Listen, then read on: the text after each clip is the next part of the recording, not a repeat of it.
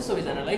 आज हामी ग्रेड 12 को म्याथको ग्रुप बीमा है केमा रे ग्रुप बीमा 5 मार्कको लागि सोधिने क्वेसन गरिरहेछौँ है त। यो पुरै 5वटा छ हेर त, 1 2 3 4 5 5वटा क्वेसन छ।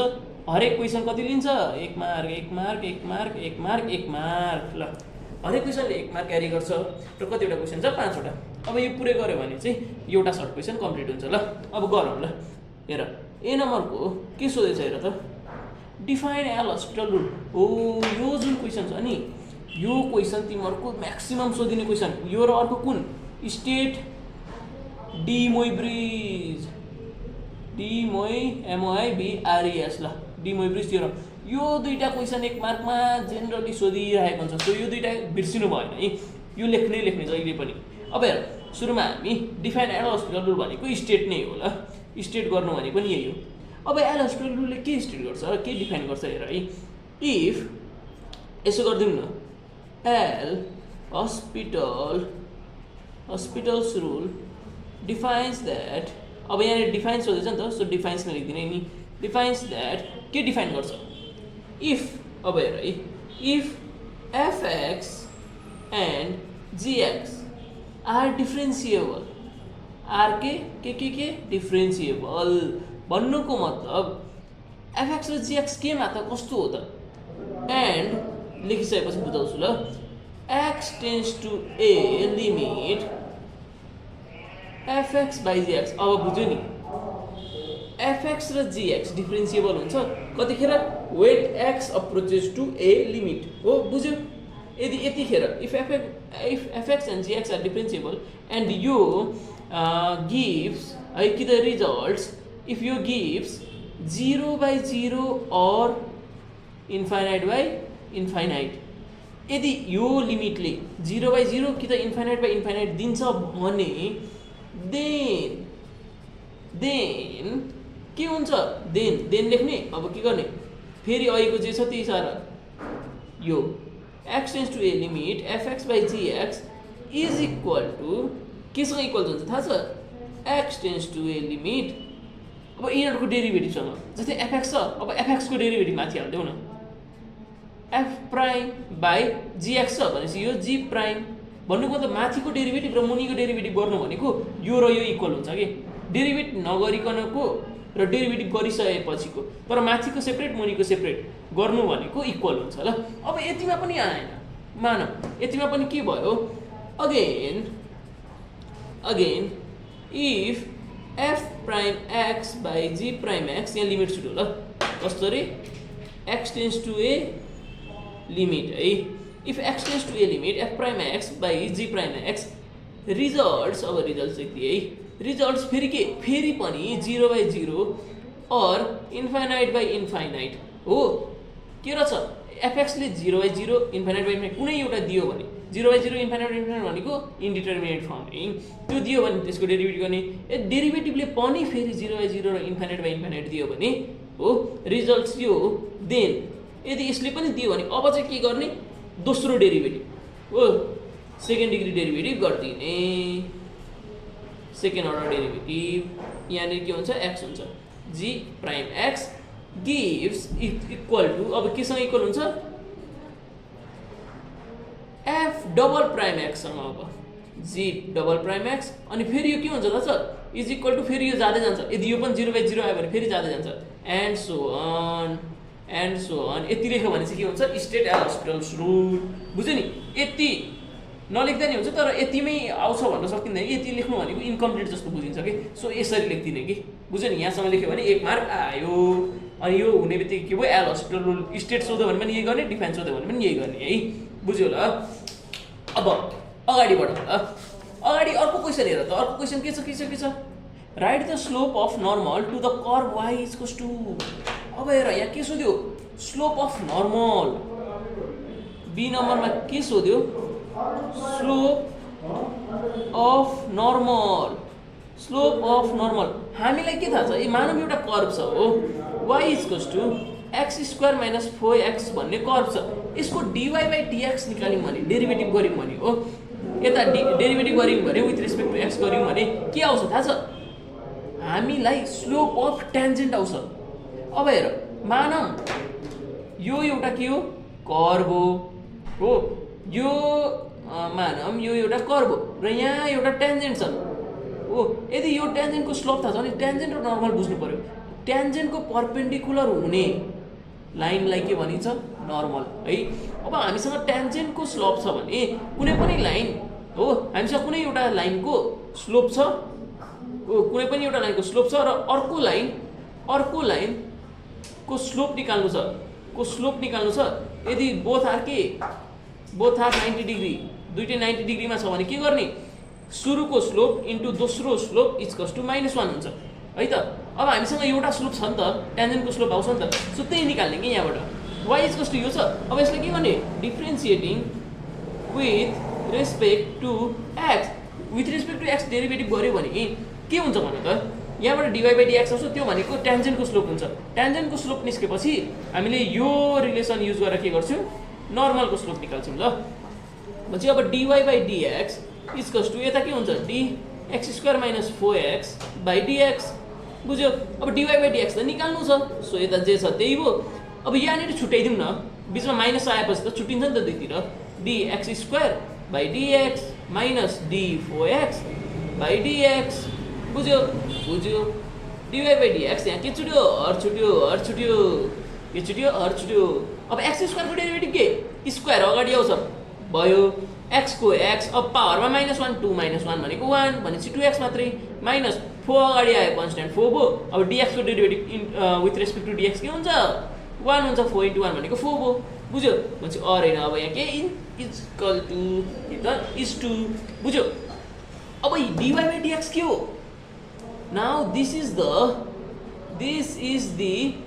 होइन नि रुक न होइन नि dy/dx अब हामीलाई यहाँनिर पोइन्ट दिएको छ हेर न एट 3,1 अब यो इक्वेसनमा हामीले x को ठाउँमा 3 र y को ठाउँमा 1 राख्यौँ भने तर यहाँ त y नै छैन अरे बाबा y नै छैन भनेपछि y को केही नराख्ने कि x मात्रै छ x मात्रै राख्थ्यौ भनेपछि dy/dx के हुन्छ भने त 2 × x को ठाउँमा कति 3 भनेपछि 2 × 3 - 4 3 2 6 - 4 6 - 4 2 भनेपछि अब यो जुन 2 छ नि यो 2 के हो स्लोप अफ नर्मल होइन स्लोप अफ ट्यान्जेन्ट किन स्लोप अफ ट्यान्जेन्ट किनकि हामीले dy/dx निकाल्छौँ अब यो स्लोप आयो भने यसलाई के मान्देऊ m1 मान्देऊ अब let m2 be slope of के नर्मल अब m2 लाई चाहिँ स्लोप अफ नर्मल मान्देऊ भनेपछि अब के हुन्छ m1 × m2 अब स्लोप र ट्यान्जेन्ट के हुन्छ 90 डिग्रीमा हुन्छ भनेपछि m1 ×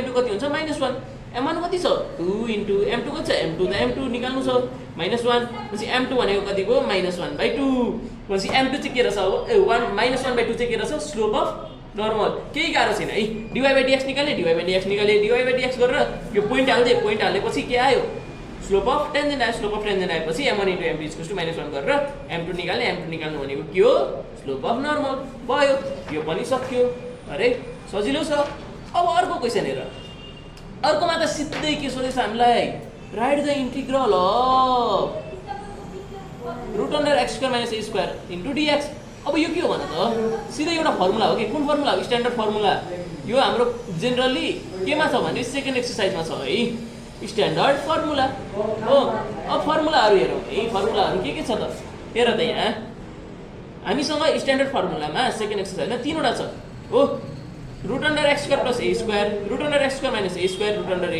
x²।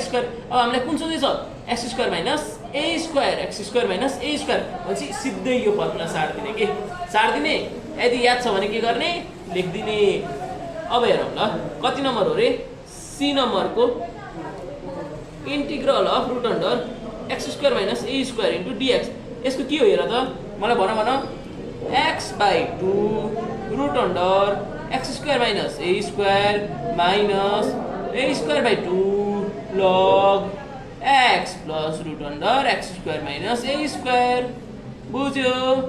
बुझ्यो प्लस सी नछोड्ने प्लस सी पनि हुन्छ हो अब हेर कस्तो याद राख न √अंडर पछि x² - a² क्वेसनमै त्यही निकाल्नु छ भनेपछि रुट पछि क्वेसनमा जे दिएको छ त्यही नै सार्ने दोस्रोतिर पनि हेर त x प्लस √अंडरमा रुट पछि जे दिएको छ क्वेसनमा त्यही नै सार्ने अरुमा पनि त्यही हुन्छ हेर न यदि root inverse x square plus a square छ भने हरेक रुट पछि x square minus a square नै छ कि यहाँ a square minus x square छ भने a square minus x square छ बुझ्यो है बुझ्यो अब यो पनि यति लेखेपछि के आयो 1 मार्क ल्याम्मै आयो कि गाह्रै छैन मात्र यो हल्का लामो भएर यिनीहरूले 1 मार्कमा हालिदिएको अब हेर डी नम्बरमा के सोध्छ हेर त write a first order first degree हो first order first degree differential linear यो तीनवटा पोइन्ट याद राख्नु पर्यो first order first degree linear है अब यो भन्ने बित्तिकै के हो भने फर्स्ट डिग्री भनेको के हो फर्स्ट डिग्री भनेको के हो हाइएस्ट पावर हो हाइएस्ट डिफरेन्सिएटिङ पावर चाहिँ कति छ त जस्तै कि मानौँ एकतिर D square Y by DX square छ यसको पावर 3 छ र अर्कोतिर डिवाई बाई डिएक्सको पावर यो बिचमा प्लस छ अनि यसको पावर 5 छ भनेपछि जुन हाइएस्ट हो हाइएस्ट अर्डर छ यो कुन अर्डर हो सेकेन्ड अर्डर यो कुन अर्डर हो फर्स्ट अर्डर भनेपछि यो अर्डर छ नि जुन हाइएस्ट अर्डर कुन छ यो छ नि त अहिलेको लागि त्यो 2 वाला हो यसको जति पावर छ त्यो भनेको के हो डिग्री अब यहाँ के सोध्छ फर्स्ट डिग्री भनेपछि पावर कति हुनु पर्यो 1 अर्डर पनि 1 भनेपछि हाइएस्ट अर्डर कुन हुनु पर्यो 1 वाला भनेपछि डिवाई बाई डिएक्स मात्रै हुनु पर्यो डिवाई बाई डिएक्स को पावर 1 वाला भनेपछि डिवाई बाई डिएक्स हुनु पर्यो र यति भएपछि अर्को एउटा लाइनले हेर त अर्को एउटा वर्ड लिनियरले हामीलाई पुरै क्लियर गरिदिन्छ है सो यसको चाहिँ इक्जाम्पल के हुन्छ भने सुरुमा त डिवाई बाई डिएक्स यो गर्ने बित्तिकै के आयो त फर्स्ट अर्डर फर्स्ट डिग्री सक्यो अब लिनियर बनाउनको लागि के हुन्छ भने plus y by X equals to कुनै एउटा अब कुनै एक्स लिइदियो कि कुनै एउटा नम्बर अनि एक्स मानौँ 6x दिदिए कि बुझ्यो नि अब यो भनेको चाहिँ के हो थाहा छ डिफरेन्सियल इक्वेसन जसको चाहिँ डिग्री कति छ डिग्री 1 छ फर्स्ट डिग्री अर्डर कुन छ अर्डर पनि फर्स्ट अर्डर हो अनि लिनियर भन्नुको मतलब यदि यसलाई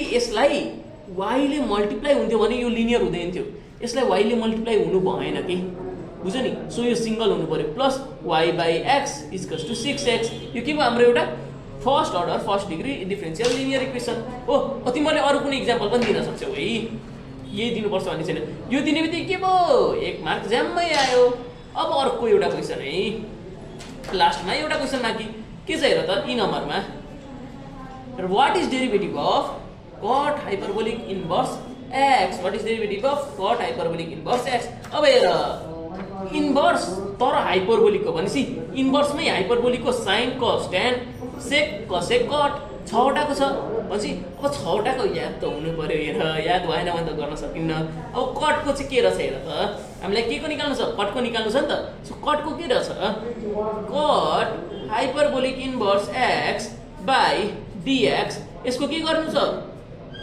डेरिभेटिभ गर्नु छ भने यसको के हो -1 बाई x स्क्वायर -1 हो यो लेख्दा नि भयो और तिमीले के लेख्छ 1 बाई अब यो माइनस हटाइदियो के माइनस पनि हटाउन पाए के माइनस नलेखेर माइनसले मुनि मल्टिप्लाई गर्दियौ न 1 माइनस x स्क्वायर हुन्छ तर यहाँ के हुन्छ थाहा छ x should be greater than 1 बुझ्यो केही प्रब्लम छ केही प्रब्लम छैन बुझ्यो नि गाह्रो छैन ल सजिलो छ अब यति भयो भने यसमा पनि यति मात्र लेख्दा के हुन्छ एक मार्क कुनै एउटा यो मात्र लेख्दा नि भयो कि बुझ्यो नि यो मात्र लेख्दा पनि के भयो 1 मार्क आयो 1 मार्क 1 मार्क 1 मार्क 3 मार्क यहाँबाट 4 मार्क अनि अर्को एउटा यहाँबाट 5 मार्क भनेपछि यति सबै गरेपछि के आउँछ तिमीहरुको 5 मार्क इजिली आउँछ है केही डाउट छ भने के गर्छौ तिमीहरुले कमेन्ट गर्ने कमेन्टमा हामी के गर्छौं रेस्पोन्ड गर्छौं अनि यति लेखिसकेपछि के हुनु पर्यो खुसी हुनु पर्यो खुसी किन हुने किनकि तिमीहरुको एन्सर मिल्यो भने के हुन्छ मार्क आउँछ बुझ्यो है केही डाउट छ छैन है नभए कमेन्ट गर्न सक्छौ भएन भने तिमीहरुले फेसबुकमा हामीलाई डाइरेक्टली कन्ट्याक्ट गर्दा पनि हुन्छ है त ल थ्यांक यू